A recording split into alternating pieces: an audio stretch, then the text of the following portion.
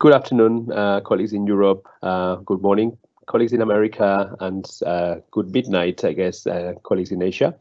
There's been amazing progress today in our Study-A-Thon. As you heard me speaking this morning, this viral outbreak is continuing to progress, and there aren't any great news that we can get from there. But we are really making a great progress, and I think we are going to make a difference by Sunday with the research that we are conducting together as a community. Patrick will give you an update on other things in a minute, but I can let you know that there have been great news on access to data from Korea. Colleagues from South Korea have opened a website where people can sign up to access their claims data with COVID infectees during this Study-A-Thon. And you can sign up for access to data in there, both in the source and in the OMOP version. And I really recommend you look at that and you sign up, because that's, I think, a unique opportunity worldwide. In addition to this, we have been making great progress with the different channels and the different streams of activity in our Study-A-Thon. I am responsible for the work on estimation, where we are looking at the effects of a number of medicines that are being trialed for the treatment of COVID, including anti-rheumatic diseases drugs, antiviral therapies, and then we're also looking at the effect of ACE inhibitors and other antihypertensives. There has been a lot of work on this stream, and the teams have finalized now their protocols and will continue to do work on this in the coming day. I'm really grateful to everyone that has contributed to that, and we now have protocols that are looking more and more solid. I am delighted to report that I think we will have some analytical packages ready to be sent across the network sometime later today, and we will be able to maybe be reviewing some results tomorrow morning at some point during the European morning time. Patrick, I'm going to pass you over so that you can discuss progress with the other packages.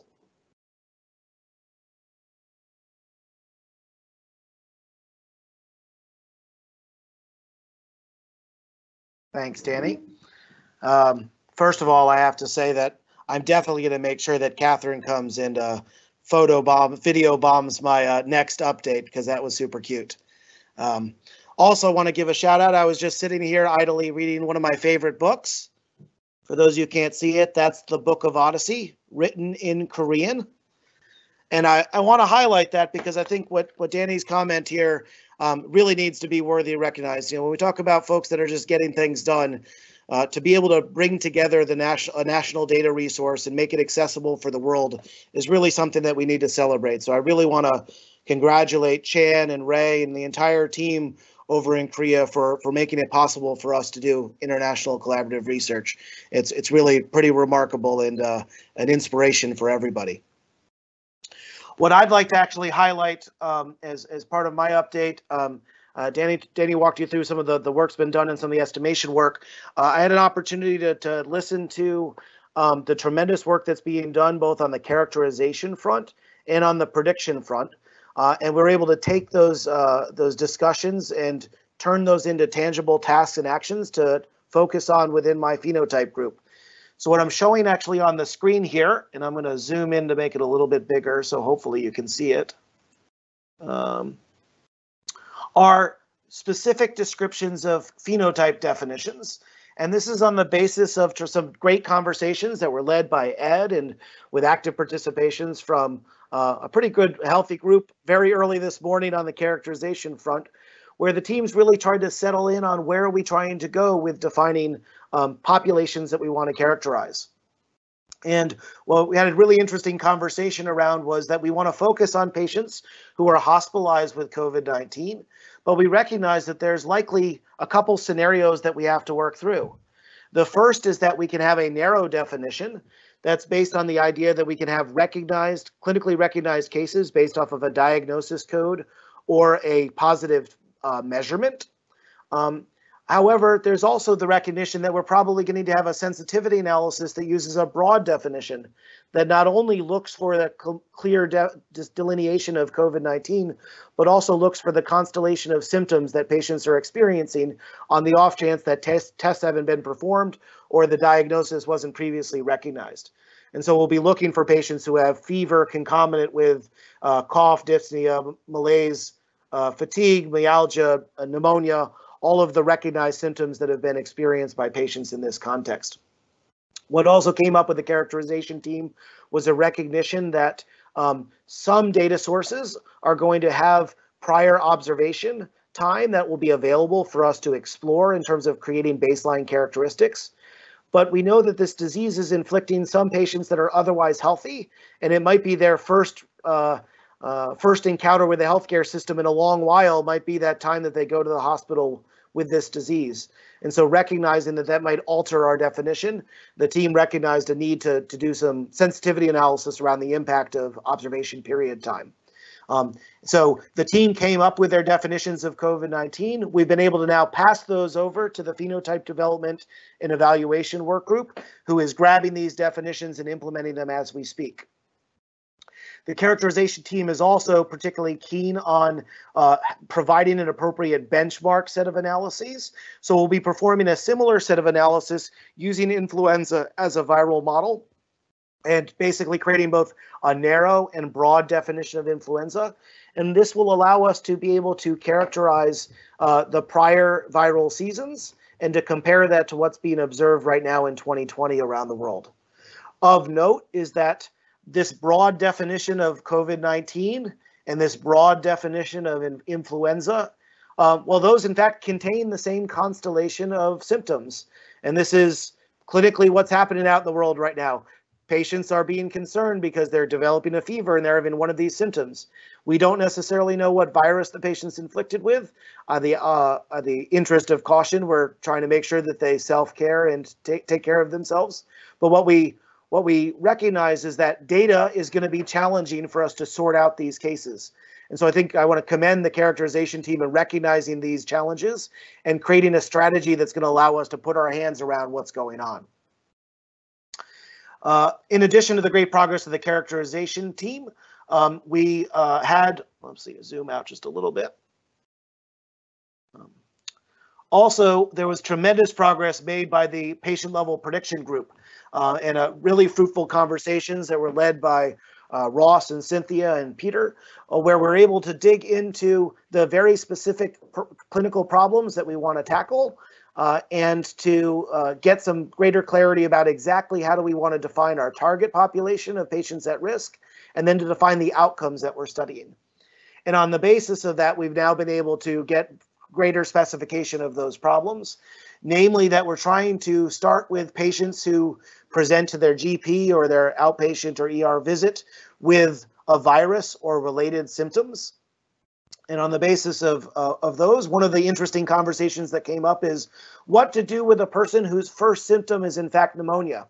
And so there was a really healthy clinical discussion and debate about that, and a recognition that we probably need to do some sensitivity analysis around what happens if you include pneumonia and what happens if specifically if you exclude pneumonia from your clinical definition.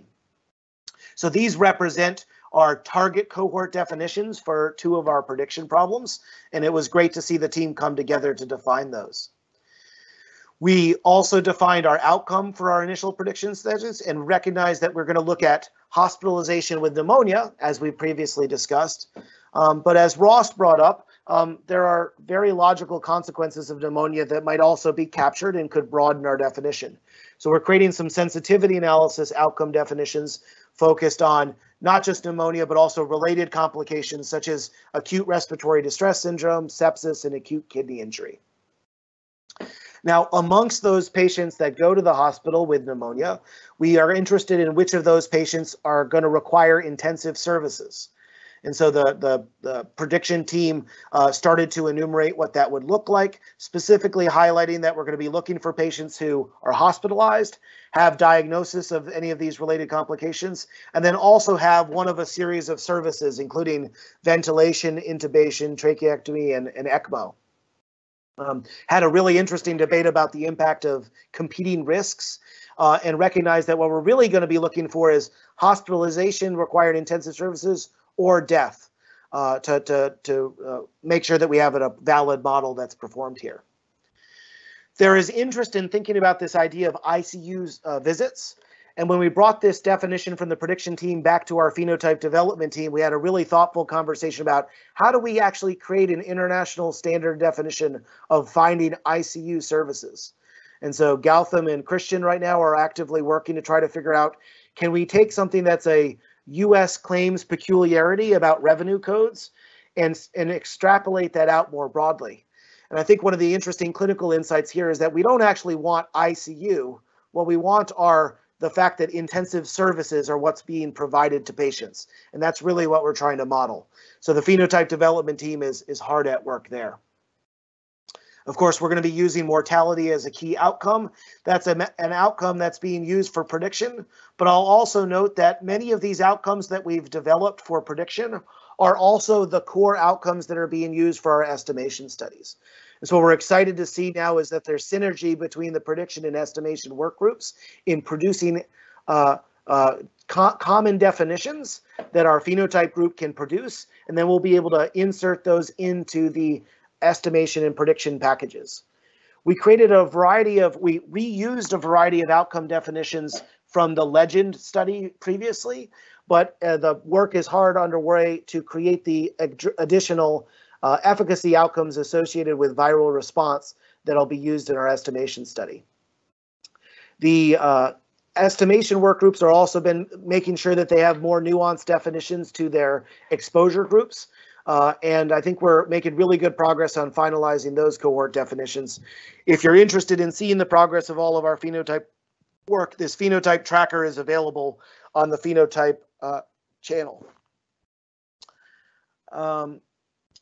I want to I guess, to take a step back and say, progress that's being made around the world. I want to thank everybody for all the hard work.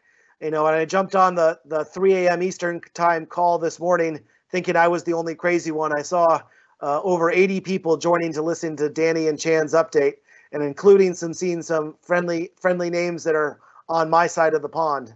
And I know people are hard at work, working right now into their late hours. So a sincere thank you for everybody for all of the hard work you're putting into this. It's amazing to see the progress we're making on the designs.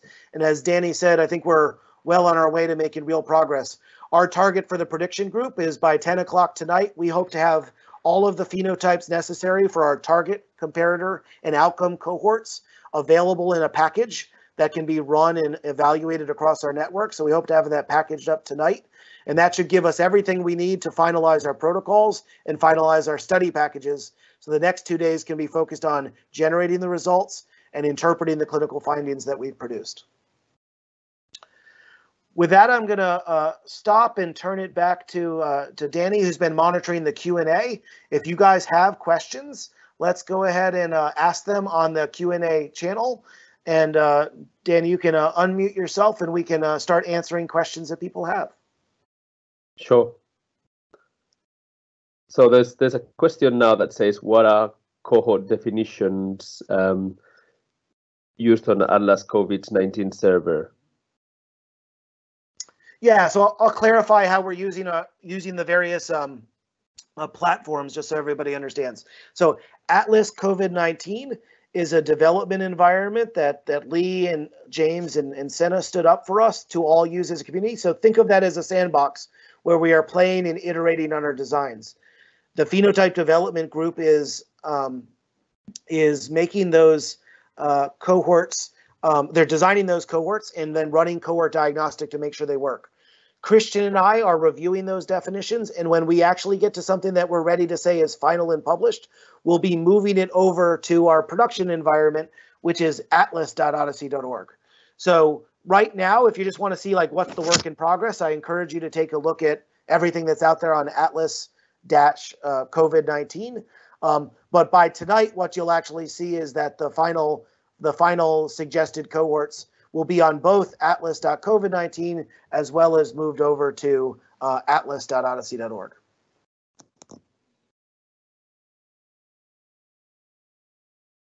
there aren't any more questions for now, we can wait 20 seconds. There is a new question, let me see. There is a question here that says about the inclusion criterion of 1 year or more inclusion time. Is this going to be relaxed? And then it says, thank you and thumbs up for great progress today.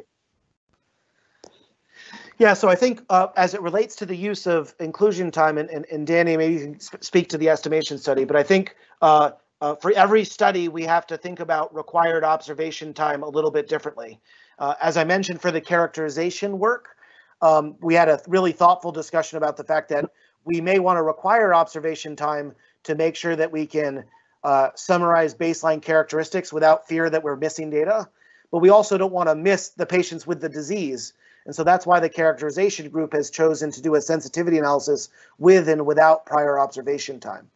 The prediction work, we need to be able to define prior baseline time because it's that prior baseline time that you use to define your features that serve as your predictors for your model.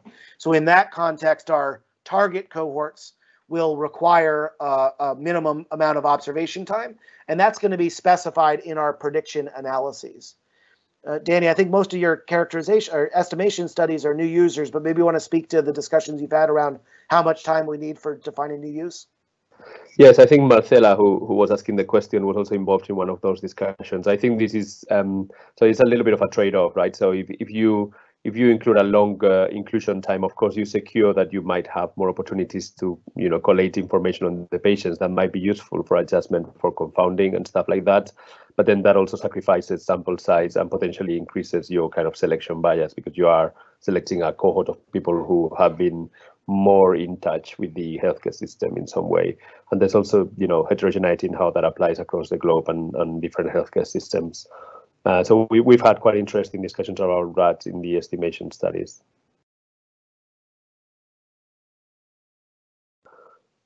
Let me see this. So there's a question about one of the COVID-19 phenotypes, and the question reads, what are the coded values as results? Is it just positive, negative, or do you also have presumptive positive? Yeah, that's a great question, Wojciech. So we talked about that actually on the phenotype group. So when we look for COVID-19, we're going to be both looking for a diagnosis, but also values associated with the measurement. And what we discovered, and Anna brought up, was that in some environments, it looks like the values that are being observed is positive. And in other environments, the value that's being observed is detected. And so the standard definition that we're actually creating here is going to be looking for a measurement who has an associated standardized value of either positive or detected. And we'll see how that works when we port that around the world. Mm-hmm. And just to be clear, Patrick, maybe I'm not going to write the question. I'm going to be cheeky and ask it directly. So of course, with other cohorts, we have the opportunity to do cohort diagnostics and learn, whether the definitions are working. For the COVID phenotypes, this is a little bit, I guess early days, right? So you don't have sufficient data to do cohort diagnostics. So I guess this will need to be revisited in the future potentially, or what are your thoughts around that? Yeah, so the good news is there's only one standard concept for having a diagnosis of COVID, and that's the one that Christian has declared that we're all going to have to use. So I think in that particular case, we're kind of comfortable. This issue of what are lab facilities going to start reporting back as their values of tests, even if we standardize the tests, Loink has done a great job of releasing standardized concepts for the specific tests, but that doesn't mean that the values are necessarily standardized. And so I think there's going to be definitely going to be an evolution of learning about what those lab values are. And that might be a good opportunity for us to be thinking about some research beyond the scope of this week of how could we just monitor data integrity over time, particularly as it relates to what we're seeing with COVID data. So those in the network who have access to laboratory test results, this might be something that you could just do an impromptu characterization on to summarize the units and values associated with the test that you are currently observed.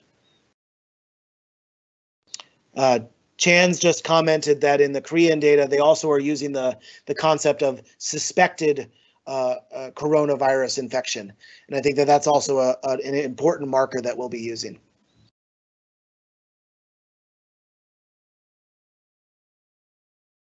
Excellent. I mean, it's great to see that there are so many questions this time around. There's another question from Wojtek, which says, besides Tufts, who else in the US has live CDM-shaped COVID data? Can we deploy later our study on all of us? Yeah, so I'll comment to that, and I'll just give you guys a sneak preview for those of you who stay up late to join the next update. So Kristen and George have been hard at work trying to compile a listing of what data really are we getting access to. One of the most heartening things about this experience is, when Dani and when Peter and I started thinking about doing this event, we were concerned about whether or not people would actually bother to show up. And we would notice that the registration was kind of slowing down at a certain point, even though it was a really big number. A remarkable thing happened the moment that we closed registration. We ended up with dozens and dozens of people begging to come join us. And what's been actually exciting is a lot of those people are not just coming and saying, hey, I want to watch what you're doing. They're coming and saying, hey, I've got data that I want to contribute to your cause. And so we are trying to do everything we can to make sure that the folks that are out there that have data that want to contribute to what we're doing can participate. So later today, Kristen and George are going to give us a summary of what is the status of our data network right now, both in terms of the data we are running studies on right now during the Study-A-Thon, but also in terms of the data partners that we've identified who maybe aren't ready to run something today, but are going to be able to make meaningful contributions in the coming weeks.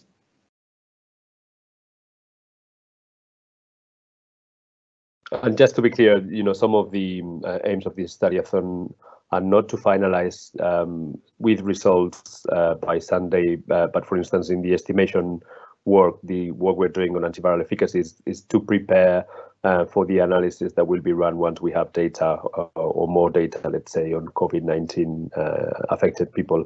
So I think that's also something that's quite different in this Study-A-Thon compared to others, but I think it's remarkable that we will have, analytical packages ready to go so that whenever people have access to data, they can run them straight away and get very quick answers. It looks like we got one more, Dani. It looks like Avad's asked a question about, so how many cohorts do we actually have with COVID positive patients who are admitted to the ICU? I think, Avad, you got to wait for our characterization study to report out to find that. What we know, thanks to Chan and Ray, that they've communicated that we know that we have patients in the Korea EHR data sets and the Korean national data from HERA, where we're actually observing several hundred to thousands of COVID positive patients, and we are able to observe the outcome for those individuals. I think across other databases, it will be to be seen. And part of this is coming back to that phenotype work, which is we've got to actually even define what it means to be ICU. And so I'm eager to see what the phenotype group comes up with for coming up with a good definition that we can apply around the world to really represent patients who require intensive services during their hospitalization.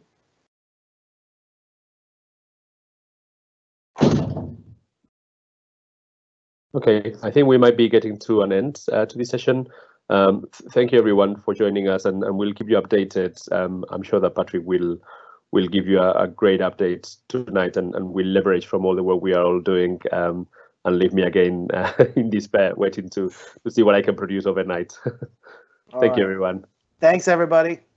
Keep up the good work.